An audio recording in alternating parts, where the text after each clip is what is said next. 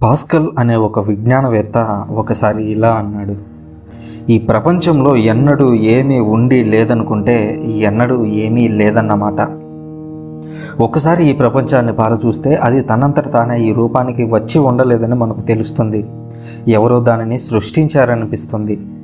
మనంతట మనమే ఈ రూపానికి రాలేదు. అలాగే ఈ ప్రకృతి అంతా తానే స్వయంగా ఏర్పడలేదు. ఈ జీవం, ప్రపంచంలో ఉండే వస్తుజాలం మనకెంతో అగమ్యగోచరంగా ఉంటుంది. ఇవన్నీ పరిశీలిస్తే మనంతట మనం ఒక్క అణువును కూడా సృజింపలేమని స్పష్టమవుతుంది. సర్వజ్ఞాన స్వరూపి, సర్వశక్తిమంతుడు ఆయన ఒకరు ఈ ప్రపంచాన్ని ఈ రూపానికి తెచ్చి ఉండాలి. ఆయననే మనం దేవుడు అంటున్నాం. సర్వశక్తిమంతుడైన ఆయన ఏమీ లేమి నుండి సృష్టిని చేయగలవాడు. సర్వజ్ఞాని, సర్వశక్తిమంతుడు అయిన దేవుడు ఒక్కడే ఉండగలడు. ఆయన ఒకే దేవుడు. ఒకరికంటే ఎక్కువ దేవుళ్ళు ఉన్నట్లయితే ఒకరిపై ఒకరికి అధికారం ఉండడానికి వీలు లేదు. ఇద్దరికీ సమానమైన సర్వజ్ఞానము, సర్వశక్తి ఉండడానికి కూడా వీలు లేదు. అంతేకాదు, దేవుడు అనేవాడు సర్వశక్తిమంతుడు గనుక మరొకరి చేత సృజింపబడకూడదు. బైబిల్ గ్రంథం ఈ ఏకైక దేవుని, ఆయన మానవుని పట్ల చేసిన మహత్కార్యాలను గురించే తెలుపుతుంది. సర్వశక్తిమంతుడైన ఈ దేవుడు అబ్రహామునకు దర్శనమై తాను సర్వశక్తి గల దేవుడునని తెలియపరుచుకున్నట్లుగా ఆదికాండం 17వ అధ్యాయం 1వ వచనంలో మనం చూస్తున్నాము. ఈ దేవుడే మోషేకు దర్శనమై తాను స్వయంభువు అని తెలుపుకున్నాడు, అనగా ఆది అంతములు లేనివాడు. మండుచున్న పొదలో మోషే దేవుణ్ణి చూశాడు. ఆ పొద మండుతూ ఉన్నప్పటికీ కాలిపోకుండా ఉండడాన్ని ఆశ్చర్యంగా చూస్తూ మోషే పొదకు దగ్గరగా నడిచాడు. ఆ మండుచున్న పొద నుండి దేవుడు మోషేతో మాట్లాడాడు. అతనిని ఇజ్రాయేలు ప్రజల నాయకుడిగా, వారిని ఐగుప్తు బానిసత్వం నుంచి విముక్తి చేసి పాలస్తీనా దేశం చేర్చే నాయకునిగా ఎన్నుకున్నట్లుగా నిర్గమకాండం 3వ అధ్యాయం 7 నుంచి 12 వచనాల్లో మనం చూస్తుంటాము. ఆ సమయంలో మోషే దేవునితో నీ పేరేమిటి అని అడుగగా దేవుడు నేను ఉన్నవాడను అనువాడను అని తెలిపినట్లుగా నిర్గమకాండం 3వ అధ్యాయం 13 నుంచి 15 వచనాల్లో మనం చూస్తూ ఉన్నాం. అనగా నేను ఆది అంత్యములు లేనివాడను, ఆది అంత్యములు లేకుండా ఉండుటయే దేవుని స్వభావము అని చెప్పినట్లుగా మనం చూస్తూ ఉన్నాము. దీనికి హీబ్రూ భాషలో యావే అని అర్థం. కనుక ఎల్లప్పుడూ ఉండుటయే దేవుని స్వభావం అని మనం అర్థం చేసుకోగలం. స్వయంభువుడైన ఈ దేవుడే సమస్తాన్ని సృష్టించాడు. తన సర్వశక్తితో సమస్తాన్ని ఎలా సృష్టి చేశాడో బైబిల్ గ్రంథ ప్రారంభంలో స్పష్టంగా చెప్పబడి ఉంది. ఆదికాండం 1వ అధ్యాయం 1 నుంచి 28 వచనాలు ఈ విషయాలనే మనకు సూటిగా వెల్లడి చేస్తూ ఉన్నాయి. దేవుని ఆత్మ జలములపై తిరుగుతూ ఉన్నట్లుగా మనం చూస్తూ ఉన్నాము. మరోవైపు ఆయన వాక్కు సమస్తాన్ని సృష్టించినట్లుగా చూస్తూ ఉన్నాము. ఆత్మయు దేవుని యొక్క వాక్కు, ఈ రెండు సర్వశక్తిమంతుడును నిత్యుడు అయిన దేవుని 2 హస్తాలు అని చెప్పవచ్చు. అవియే ఏమీ లేమి నుండి ఈ సమస్తాన్ని రూపొందించాయి. ఆయన తన వాక్కు యొక్క సర్వశక్తితో సమస్త సృష్టిని చేశాడు. ఆయన వాక్కు వెలువడగానే సమస్త సృష్టి జరిగింది.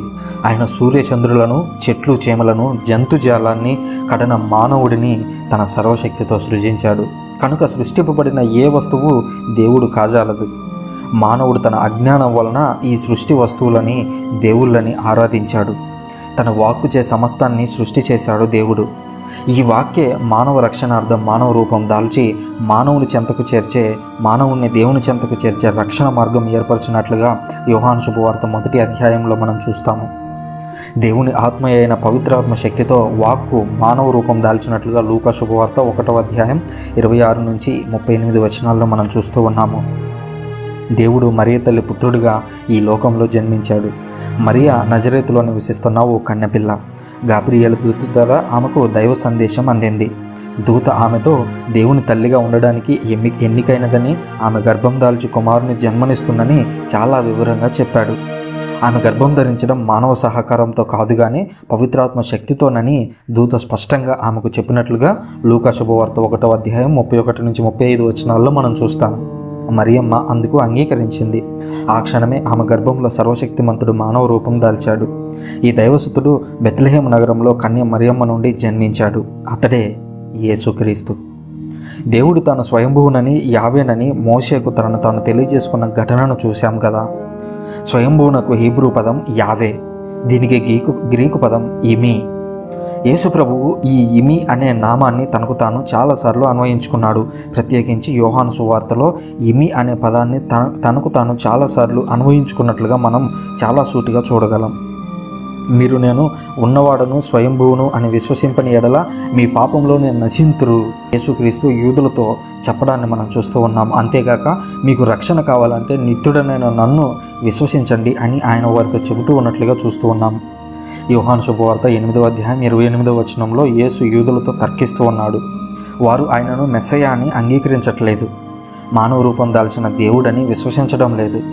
మనుష్య కుమారుడు పైకెత్తబడినప్పుడు నేనే ఆయనను మీరు తెలుసుకుందరు, నేనే ఆయననని మీరు తెలుసుకుందరు అనేటువంటి ఈ వాక్యం పూర్వ నిబంధన అర్థంలో నేనే యావేను అని తెలుసుకుంటారని యేసుక్రీస్తు ఉపయోగించడాన్ని మనం చూస్తూ ఉన్నాము.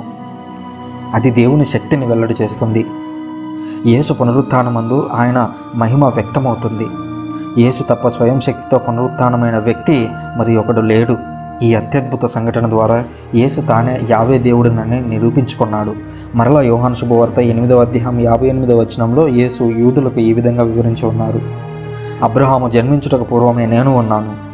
యేసు తన తండ్రిలాగా స్వయంభువుడని యూదులకు తెలిపారు. దేవుడు ఆది అంతము లేనివాడు. యోహాను శుభవార్త 13వ అధ్యాయం 28వ వచనంలో కడరా భోజన సమయంలో యేసు తన అనుచరులతో తనను విశ్వసించి అంగీకరించు వారందరూ తనను పంపిన దేవుని అంగీకరిస్తున్నారు అని చెప్పాడు. తాను దేవునితో సమానుడినని తెలిపాడు. నేనే ఆయనని మీరు విశ్వసించుతారు అంటూ యోహాను శుభవార్త 13వ అధ్యాయం 19వ వచనంలో తన పునరుత్థానమే తన అధికారిక ధ్రువపత్రం కనుక ఆయనను విశ్వసించు వారందరికీ నిత్య జీవం, రక్షణ, ముక్తి లభిస్తుంది.